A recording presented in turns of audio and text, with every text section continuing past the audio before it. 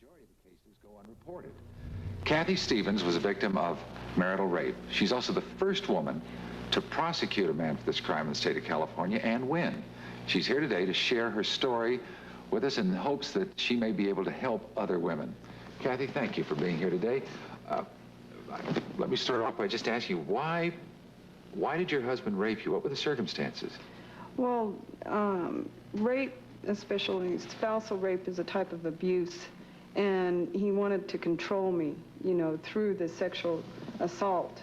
It kind of went in stages. Like, first there was the battery, and then there was the mental abuse and that type of control, and then it went to the sexual abuse. So in other words, there were three stages: physical abuse, right, mental abuse. What do you mean when you say mental abuse? Oh, like degrading, you know, telling me that I could never do anything you're no right. good. You're right. Totally destroying your confidence and everything. And then finally the sexual abuse. Right. At the time of the rape, were you having normal relations with your husband, or? Well, it depends on what you call normal. Mm-hmm. You know,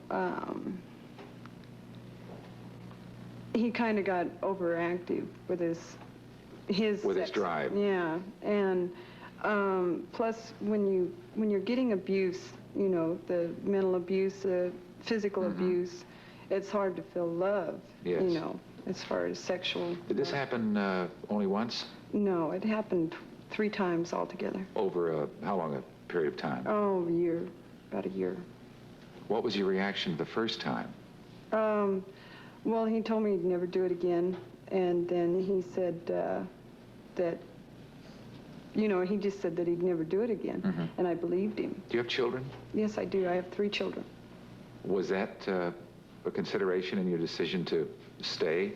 Because the question always comes No. up, my gosh, they beat you, mentally abuse you, and then No. finally rape you. Why don't you leave? Well, the children were not gaining anything from the relationship. Mm-hmm. I mean, if anything at all, they were getting more harm out of that relationship. My oldest boy was getting very violent and very uncontrollable.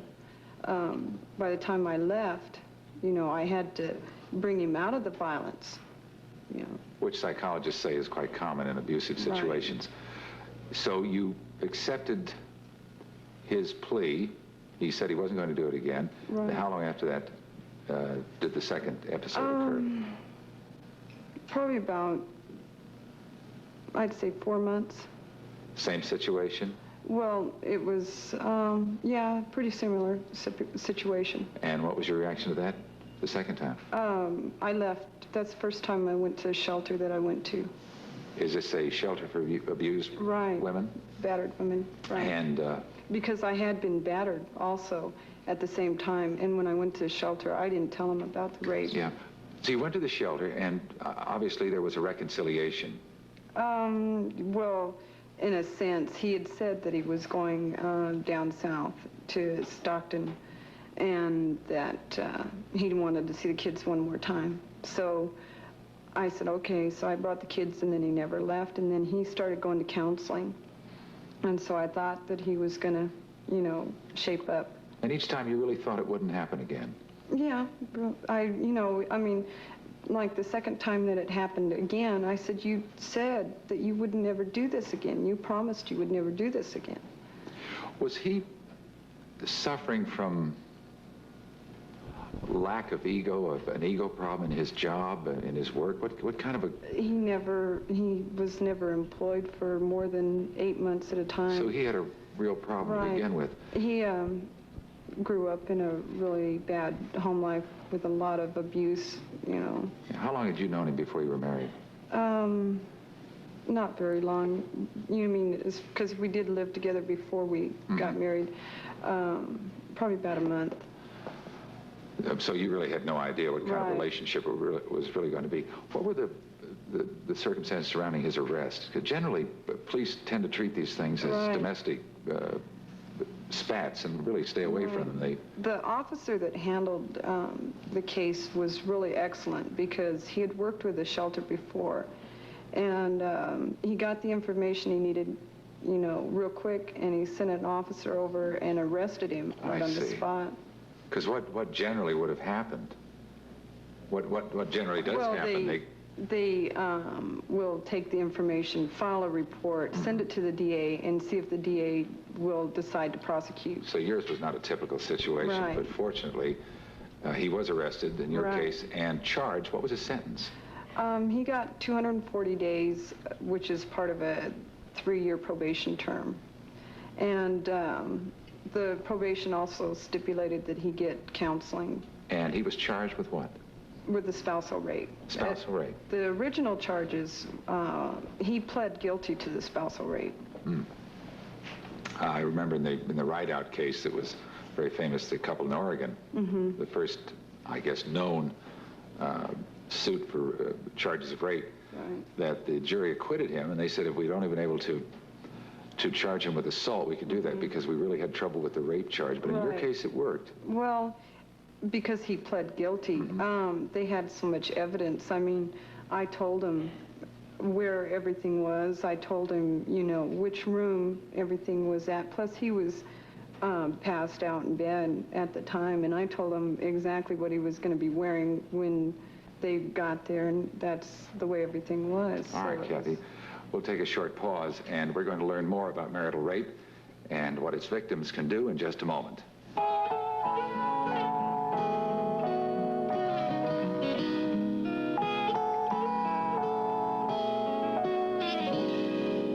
That's the point, isn't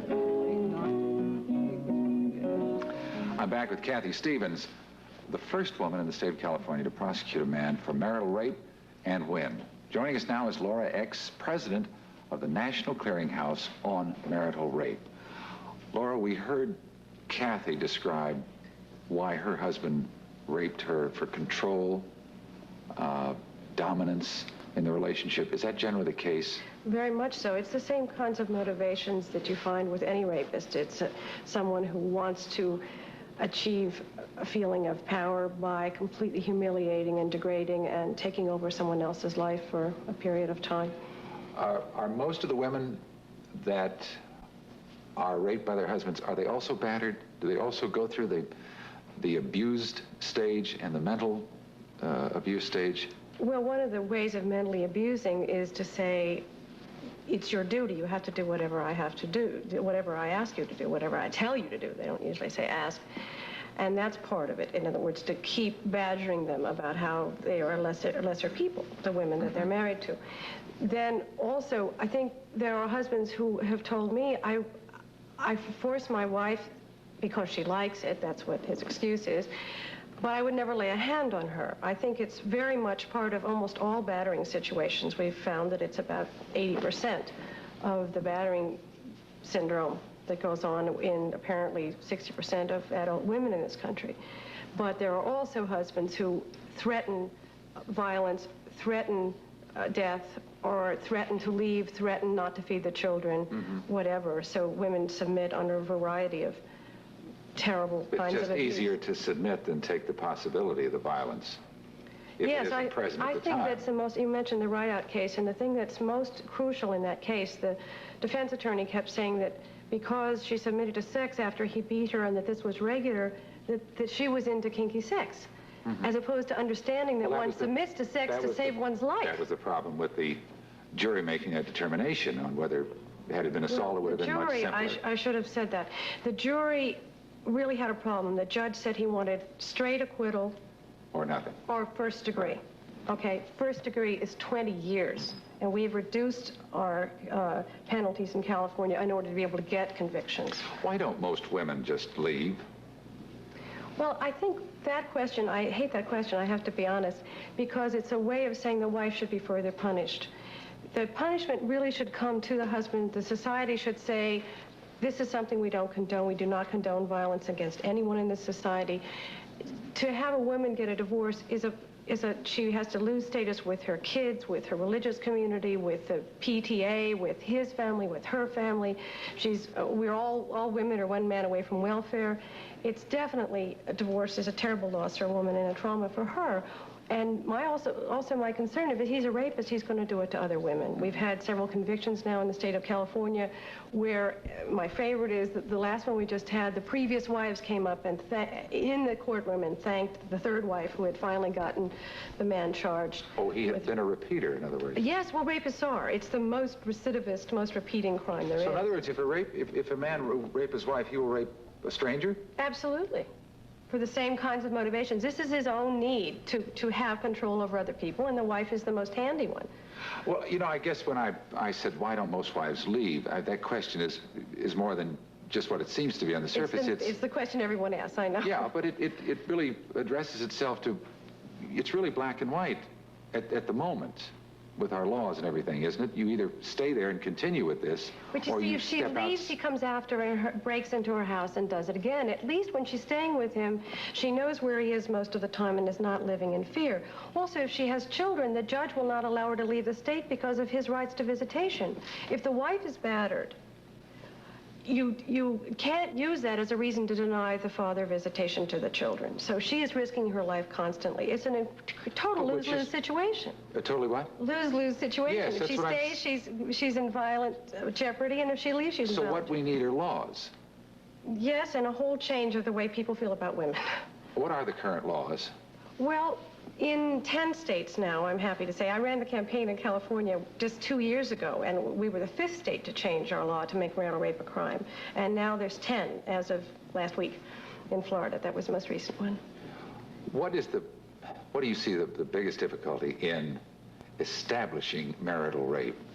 Cathy's case was obviously aided by the fact that she knew the officer involved.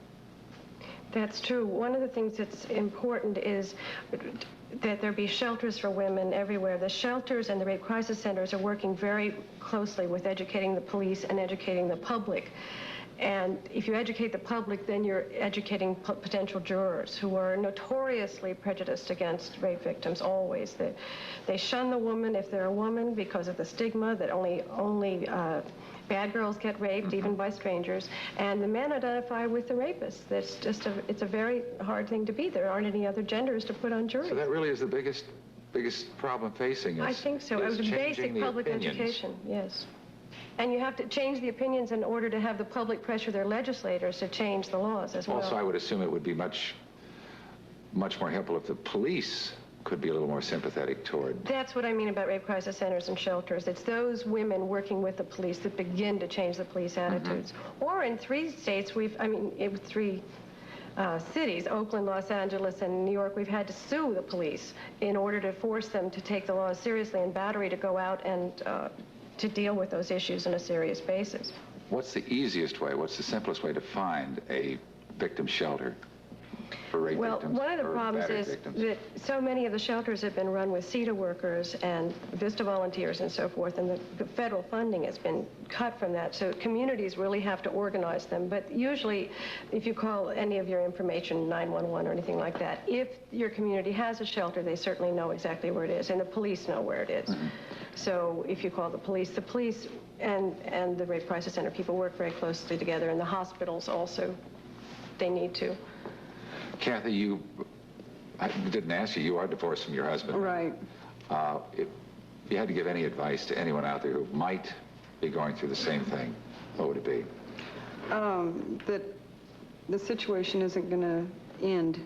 You know, even if the husband says, well, I won't ever do it again, it's going to keep happening because he can't control it, and she definitely can't control it. I mean, there's no way she's going to be able to control it.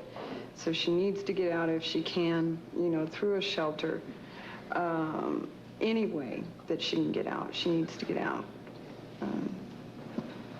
You can't express any more of a need than that. All right. Thank you very much, Cathy. Thank you, Laura. Thank very you. much for being with us. If you'd like more information or assistance, you can send a stamped, self-addressed envelope to the National Clearinghouse on Marital Rape, 2325 Oak Street, Berkeley, California, 94708. Thank you again. The world's most expensive...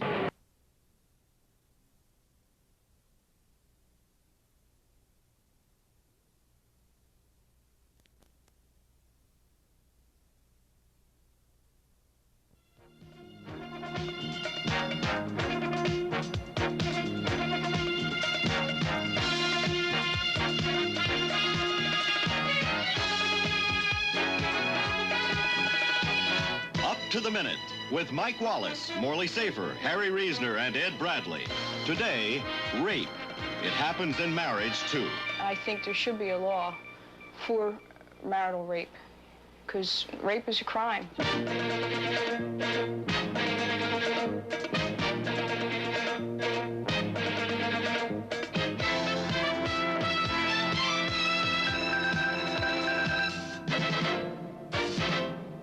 I'm Ed Bradley. There are authorities who will tell you that every year 600,000 American wives are raped by their husbands. And in all but a handful of cases, the husband goes unpunished.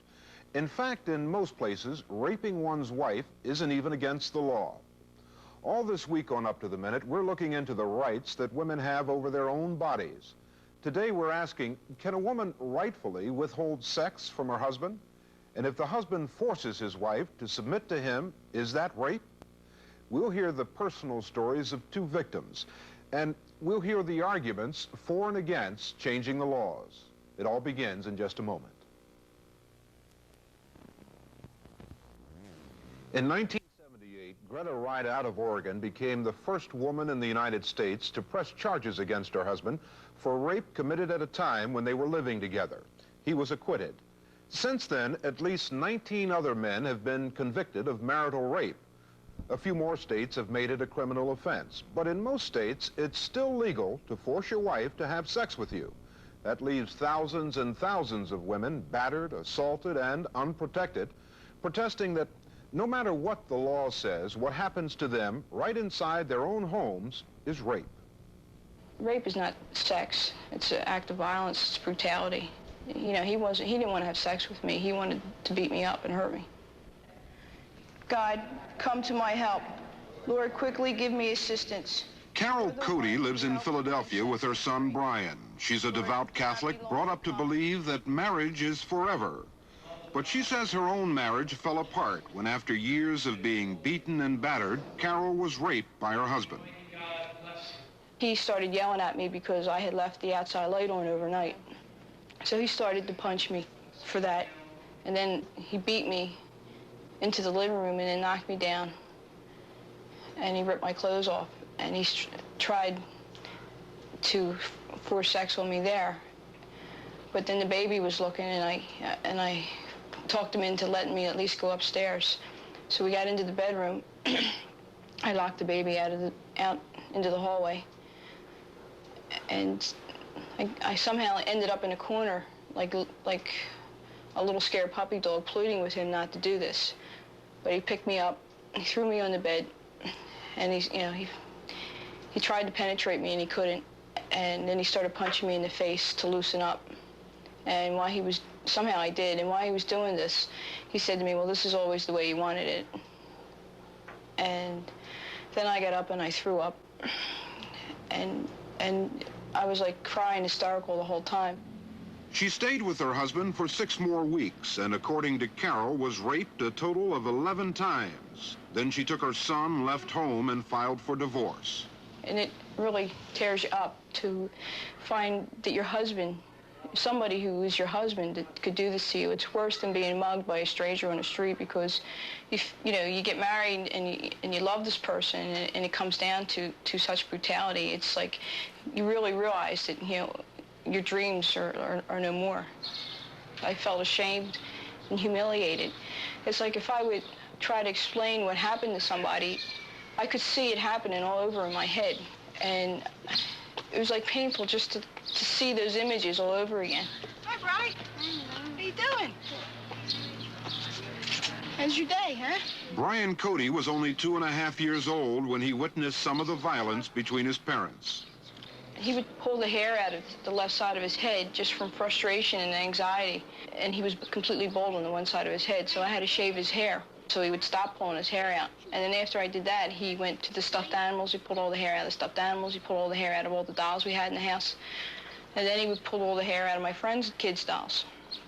And it took about 7-8 months before he finally stopped doing this, and he finally started to get less anxious.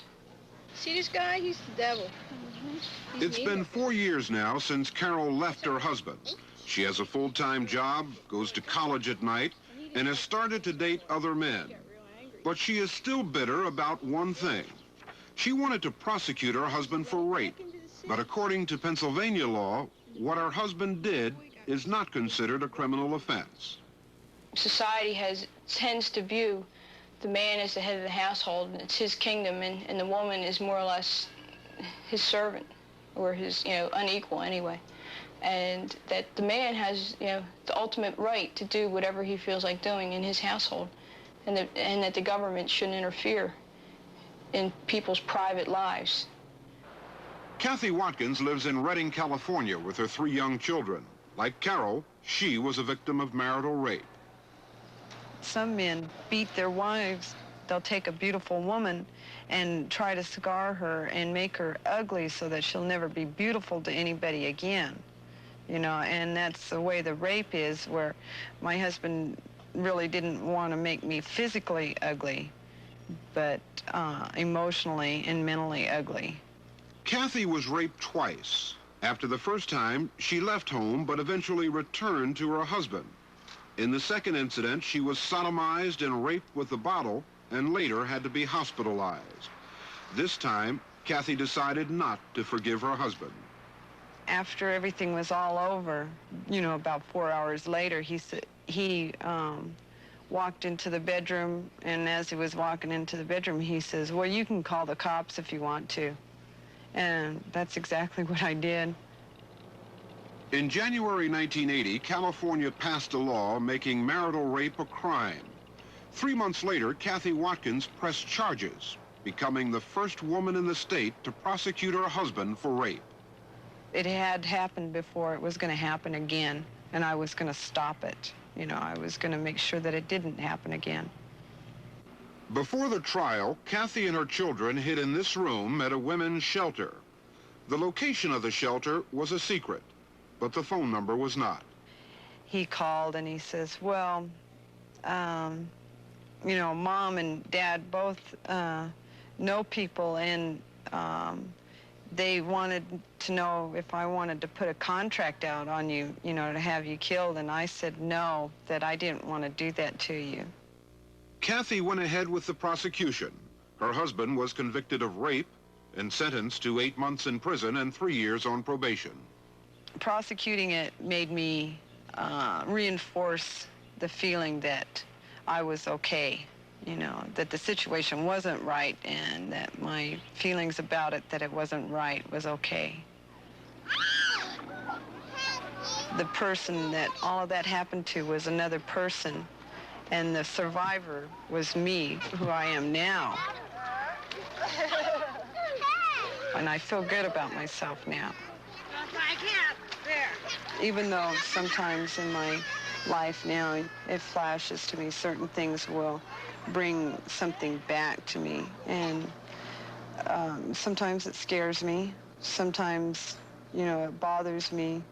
But then it just goes away because I know I don't have to live in that situation anymore. California is one of only 10 states where rape in marriage is considered a crime. In the other 40 states, if a couple is living together, it's within a man's rights to force his wife to have sex with him. Women know that they're raped by their husbands, and it's just a terrible thing to try to deal with. Most women just don't do anything about it but suffer in silence. I think there should be a law for marital rape, because rape is a crime. Just because a man happens to have the title of husband does not make it any less of a crime. We'll see whether or not rape by one's husband is any less of a crime in just a moment.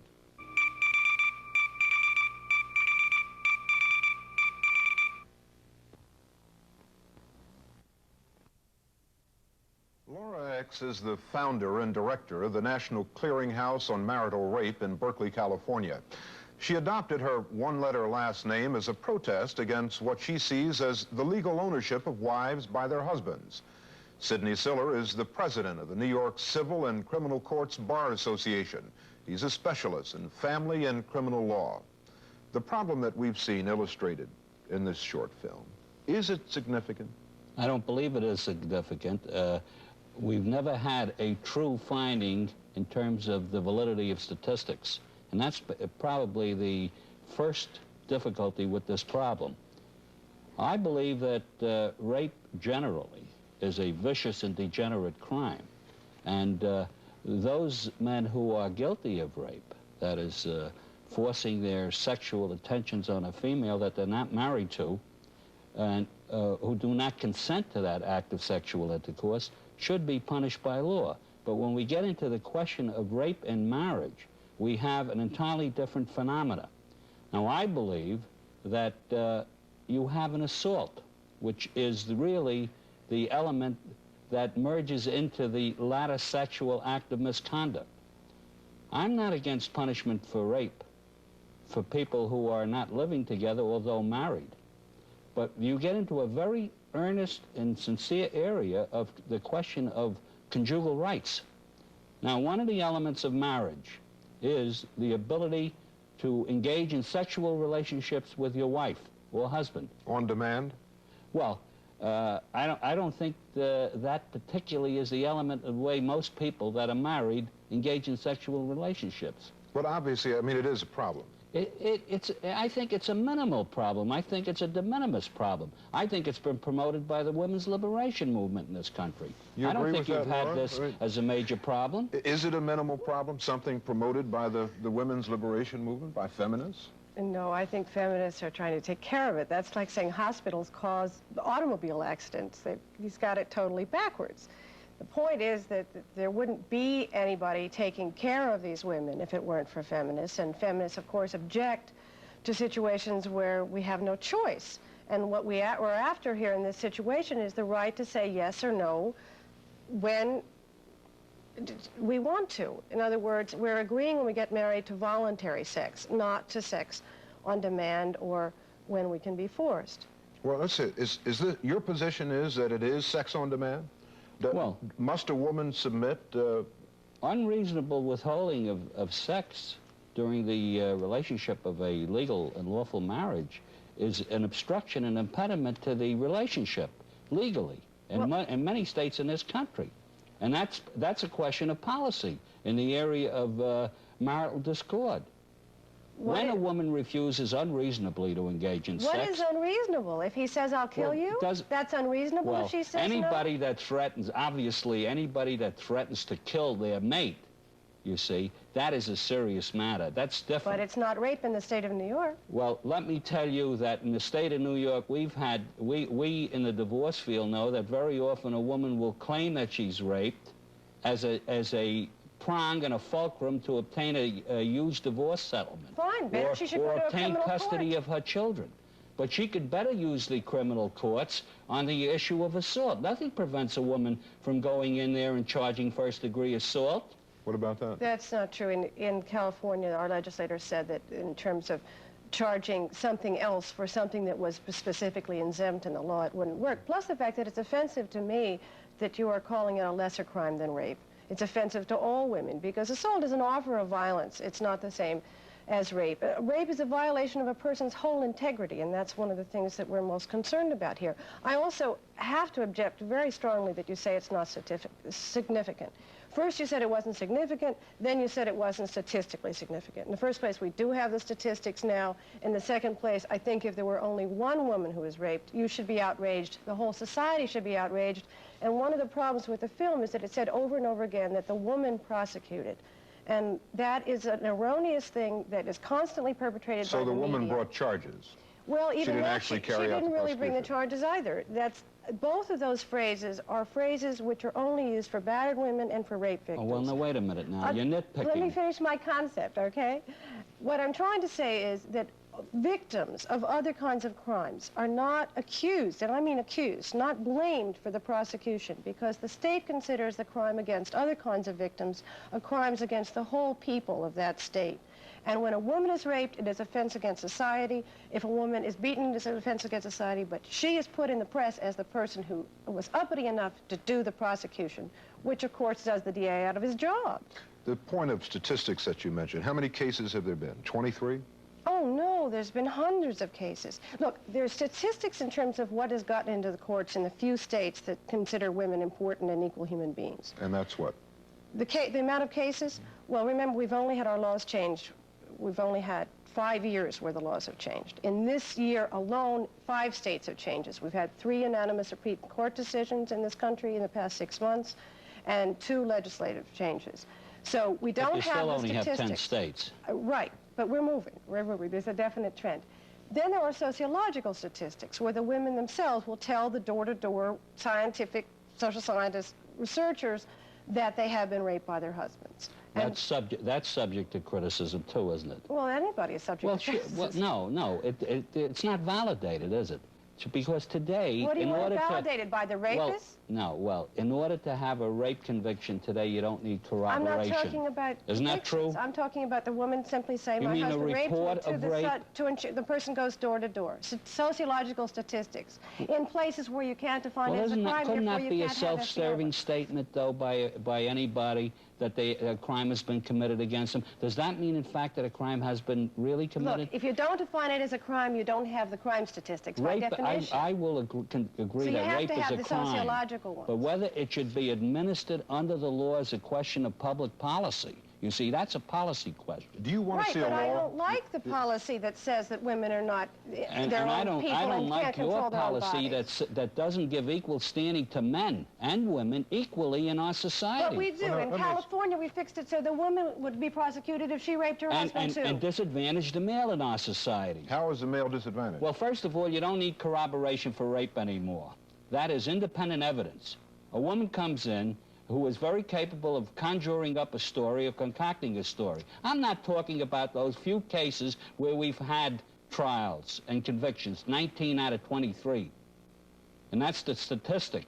That does not warrant an overall overview to punish people, the male in the society. You must remember that rape is a charge directed against the male gender. Not anymore. We're fixing that in many states. How many convictions have there been against female, other than aiding and abetting in the crime of rape?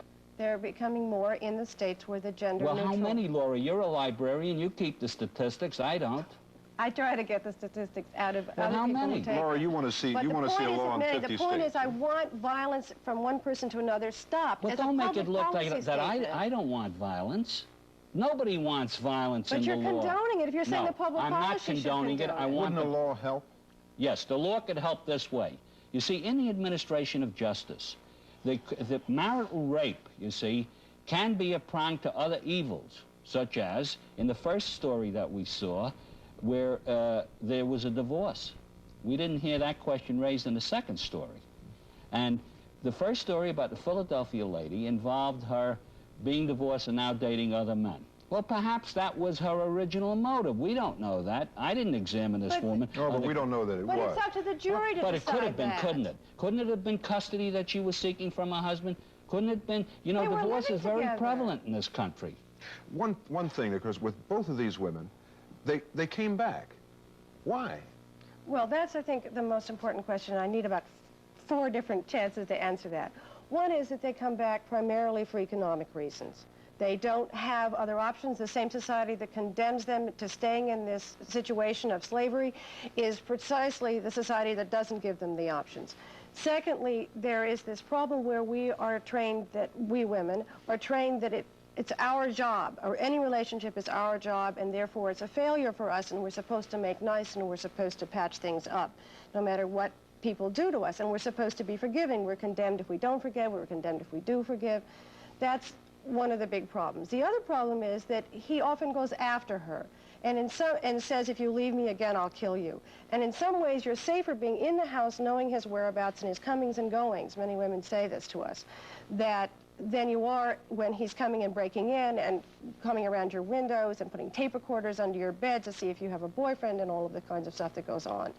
So there's terror either way, and sometimes a known factor is a little bit better. But the real question is, why should she have to leave and nothing happened to him? Why should she be punished? She's in danger. We'll have to end on that question. Thank you both for being with us today. Unfortunately, we're out of time. Wow.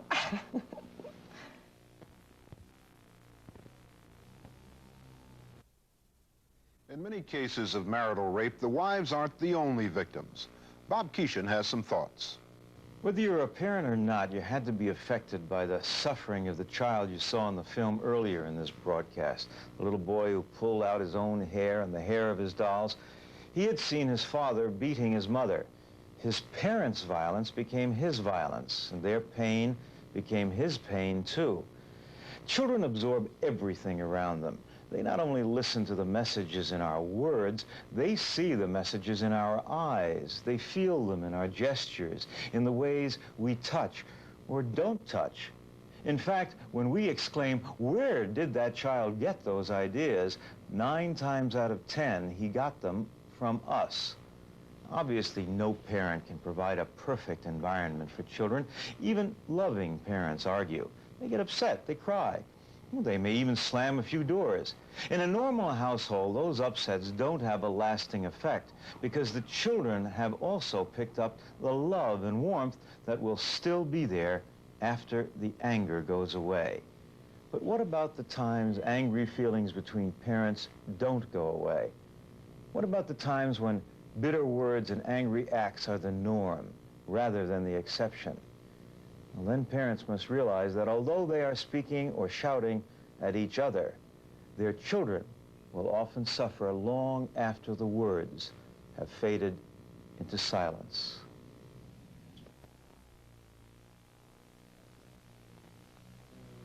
In our next broadcast, we'll look at just how far women should go in running their own lives as mothers and lovers. I'm Ed Bradley, and that's Up to the Minute, Up to the Minute.